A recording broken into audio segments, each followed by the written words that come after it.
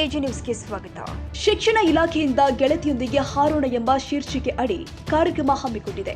ಆದರೆ ಈ ಕಾರ್ಯಕ್ರಮದ ಶೀರ್ಷಿಕೆಗೆ ಸಾಮಾಜಿಕ ಜಾಲತಾಣದಲ್ಲಿ ಸಾಕಷ್ಟು ಚರ್ಚೆಯಾಗಿತ್ತು.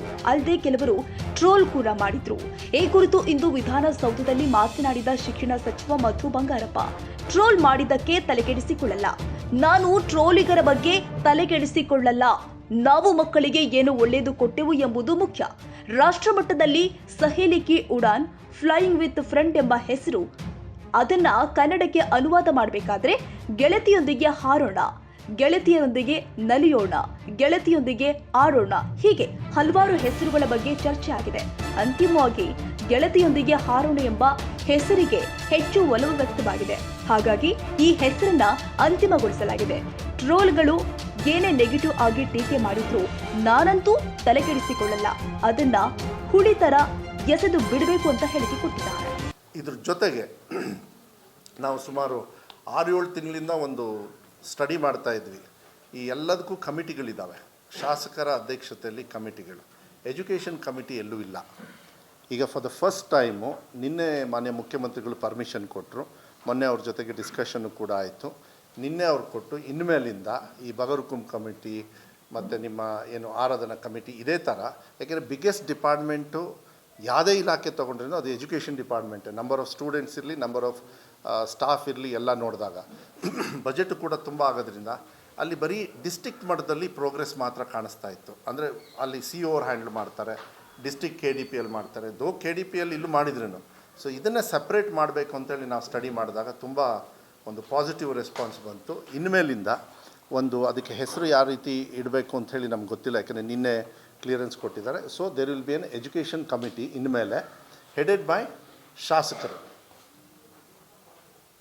ಅದರಲ್ಲಿ ಅದಿದೆಯಾ, ಯಾರು ಇರ್ತಾರೆ ಅಂತ ಲಿಸ್ಟಲ್ಲಿದೆ, ಅದು ಕೊಡಿ.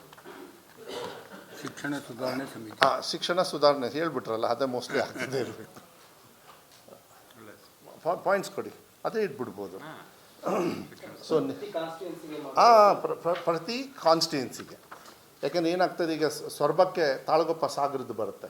ಸೊ ಅದು MLA ಅವರ ಅಧ್ಯಕ್ಷತೆಯಲ್ಲಿ MLA ಅವರು ಅಧ್ಯಕ್ಷತೆಯಲ್ಲಿ ಮಾಡೋದು. ಯಾರು ಮಿನಿಸ್ಟ್ರ್ ಇರ್ತಾರೆ ಅವ್ರಿಗೆ ಸ್ವಲ್ಪ ಬೇರೆಯವ್ರಿಗೆ ನಾಮಿನೇಷನ್ ಕೊಡೋದಕ್ಕೆ ಅವರಿಗೆ ಸಹಾಯ ಆಗ್ತದೆ.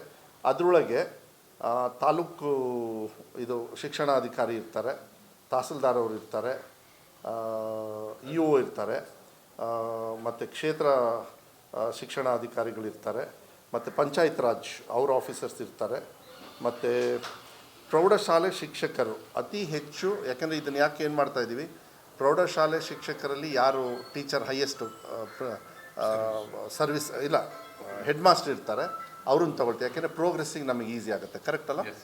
ಪ್ಲಸ್ ಸೇಮ್ ಥಿಂಗ್ ವಿತ್ ಪ್ರಾಥಮಿಕ ಹಾಗೂ PUC 3 ಜನರು ಆ ಕಡೆಯಿಂದ ಬರ್ತಾರೆ. ಮತ್ತು ಡಯಟಿಂದ, ಯಾಕೆಂದರೆ ಡಯಟ್ ಇಸ್ ದ ಒನ್, ನಮ್ಮ ಈ ರಿಸರ್ಚು ಎಲ್ಲ ನಡೆಯೋದ್ರಿಂದ ಡಯಟ್ ಕಡೆಯಿಂದ ಒಬ್ಬರು ಬರ್ತಾರೆ.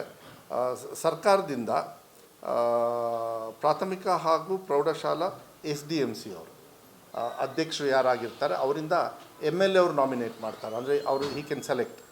MLA ಅವರಲ್ಲ, ಸರ್ಕಾರದಿಂದ ನಾಮಿನೇಟ್ ಮಾಡ್ತಾರೆ. ಪ್ಲಸ್ ಸರ್ಕಾರದಿಂದ SC ST ಒಂದು, ಮಹಿಳೆಯರು ಒಂದು, ಸಾಮಾನ್ಯ ಒಂದು, OBC ಒಂದು. ಈಗ ಸಾಮಾನ್ಯ 1 ಬೇಡ 2 ಅಂತೇಳಿ ಆಗಿದೆ. ಅಂದರೆ 5 ಸದಸ್ಯರು ಪ್ಲಸ್ SDMCಯಿಂದ 2 ಸದಸ್ಯರು, ಟೋಟಲು 7 ಸದಸ್ಯರು ಅವರು ಇರ್ತಾರೆ. ಅದು ಗೌರ್ಮೆಂಟ್ ಕಂಟ್ರೋಲ್ಡ್ ಇರ್ತದೆ. ಮತ್ತು ನಮ್ಮ ಶಾಸಕರ ಅಧಿಕಾರಿಯೇತರ ಸಮಸ್ಯೆ, ಅಧಿಕಾರಿಯೇತರ, ಹೌದು ಅಧಿಕಾರಿಯೇತರ. ಬಟ್ SDMC ಅವ್ರನ್ನ ಯಾಕಿಟ್ವಿ ಅಂದರೆ ಸಮಸ್ಯೆಗಳು ನಮಗೆ ಗೊತ್ತಾಗ್ತದೆ ಅಂಥೇಳಿ. ಆಮೇಲೆ ಸಕ್ಸಸ್ ತೊಗೊಳೋದಕ್ಕೆ ನಮಗೆ ಹೆಡ್ ಮಾಸ್ಟರ್ನ ತೊಗೊಂಡ್ರೆ ಪ್ರೈಮರಿ ಮತ್ತು ಹೈಸ್ಕೂಲು ಮತ್ತು PUC ಕಾಲೇಜಲ್ಲಿ ಆವಾಗ ನಮಗೆ ಹೆಲ್ಪ್ ಆಗುತ್ತೆ ಅಂಥೇಳಿ. ಇದು ಫಸ್ಟ್ ಟೈಮ್, ಐ ಥಿಂಕ್. ನಂಗೆ ಬೇರೆ ಕಡೆ ಎಲ್ಲ ಗೊತ್ತಿಲ್ಲ. ನಮ್ಮ ರಾಜ್ಯದಲ್ಲಿ ಇವತ್ತುವರೆಗೂ ಮುಂಚೆ ಮಾಡಿದ್ರು ರಿತೇಶ್ ಅವರೇ, ಏನಾದರೂ ಯಾವತ್ತೂ ಕೂಡ ಮಾಡಿರಲಿಲ್ಲ, for the first time. And ನಮ್ದು ಏನಂದರೆ 46,000 ಶಾಲೆಗಳಿರುತ್ತೆ. ಇವ್ರು they will be looking around. Even aided ಶಾಲೆದು ಕೂಡ ಗಮನ ತಗೊಳ್ತಾರೆ, ಏನೇನು ನಮ್ಮ ಸರ್ಕಾರದ ವತಿಯಿಂದ ಹೋಗ್ತದೆ. ಮತ್ತು ಪ್ರೈವೇಟ್ ಶಾಲೆಗಳು ಕೂಡ ಗಮನವನ್ನು ತಗೊಳ್ತಾರೆ ಅಷ್ಟೇ ಅವ್ರ ಪ್ರೋಸೆಸ್ಸಲ್ಲಿ. ಕನ್ನಡಿಗರ ಮೆಚ್ಚಿನ ನಿಮ್ಮ AJ 24/7 ನ್ಯೂಸ್ ಕನ್ನಡ ವಾಹಿನಿ ಇದೀಗ ಟಿವಿಯಲ್ಲಿ ಲಭ್ಯ. ವೇಳೆ ನೋಟಿಸ್ ಕೊಟ್ಟಿದ್ರೆ ವಾಪಸ್ ತಗೋತೀವಿ. ಇವತ್ತು ವಕ್ಫ್ ಪ್ರಾಪರ್ಟಿ ಅಂತೇಳಿ ಬರ್ತದೆ ಅಂತ ಹೇಳಿದ್ರೆ ರೈತರು ಬೀದಿಗೆ ಬದಲು ಏನು ಮಾಡಬೇಕಾಗುತ್ತೆ? ಯಾರು ವೋಟ್ ಹಾಕಲಿಲ್ಲ ಅಂದರೆ ಗ್ಯಾರಂಟಿನೆಲ್ಲ ಸ್ಟಾಪ್ ಮಾಡಿಬಿಡ್ತೀವಿ.